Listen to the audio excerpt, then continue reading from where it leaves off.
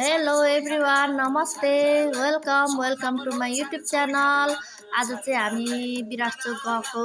विराटचोक चाहिँ मेरो माइती घर हो।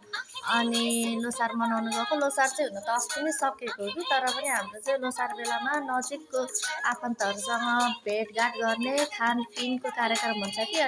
अनि पालो हुन्छ त्यो चाहिँ। आज चाहिँ हाम्रो आपाहरूकोमा पालो थियो, अनि हामीलाई पनि बोलाउनु भएको थियो। अनि हामी पनि गएको थियौँ। पशुपतिको पनि दर्शन, सिद्राको पनि व्यापार भने जस्तै हो क्या। सबैजनासँग भेटघाट हुन्छ यति बेला चाहिँ, अनि रमाइलो पनि हुन्छ। त्यही भएर हामी पनि गएको थियौँ।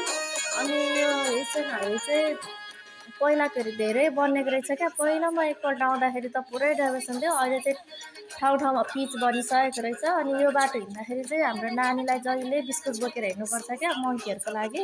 आज पनि लिएको छ, तर आधी बाटोमा उसले खाएर मङ्कीलाई दिँदैछ। बिचरा मङ्कीहरू आधी बिस्कुट मात्रै पाएर। फाइनल्ली हामी चाहिँ वहाँ विराटचोक पुग्यौँ। म चाहिँ यति भाग्यमानी छु नि साथीहरू, जहाँ पनि खाने बेलामा मात्र पुग्छु क्या।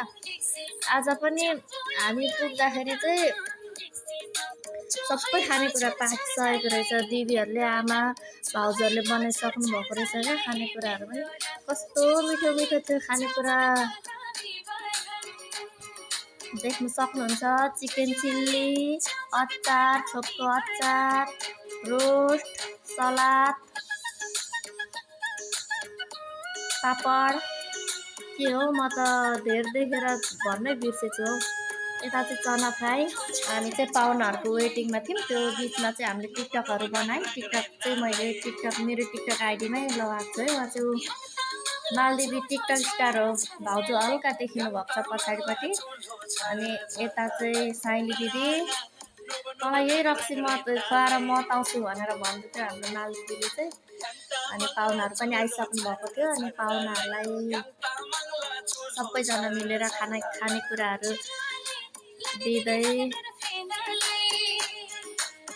हामी पनि खाने तर्खरमा थियौँ।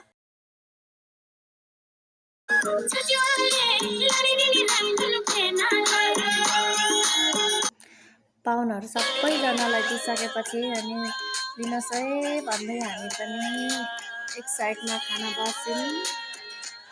हेर्नु न खानाको आइटमहरू कस्तो मिठो लागेको क्या मलाई चाहिँ। मैले त कति थपी खाएँ।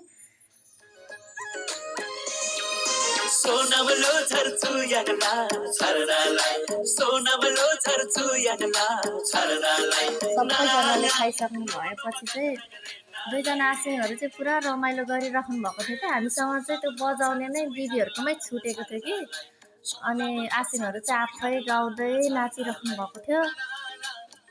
पछिबाट घरमा आएर भिडियो हेर्दाखेरि चाहिँ बजाउने सहित नाचिराख्नु भएको थियो। पछिबाट दिदीले लिएर आउनुभयो अरे। अनि हामी चाहिँ घर छिट्टै आउनुपर्ने थियो, दोकान खोल्नुपर्ने थियो। त्यही भएर सबैजनासँग बिदा मागेर आउनलाई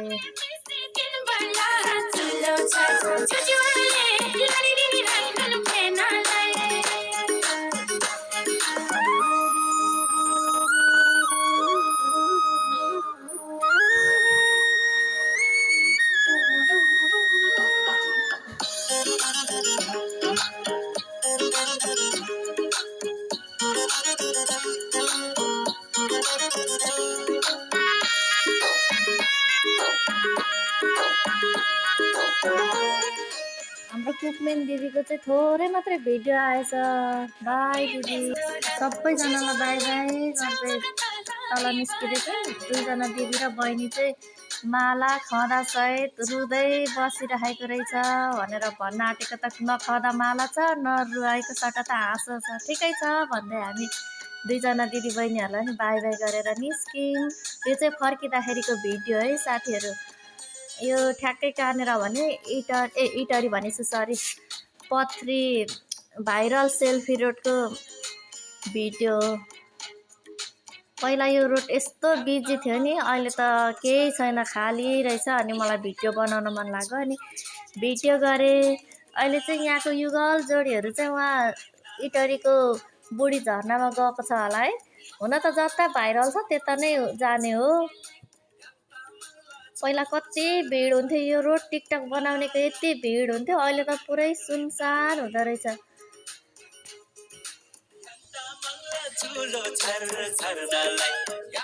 यो बाटो हिँडेपछि फेरि मलाई एउटा कुरा कहिले मिस गर्दिनँ, यो बाटो हिँड्दाखेरि चाहिँ मलाई एकदमै मनपर्छ उखुको जुस, फ्रेस उखुको जुस।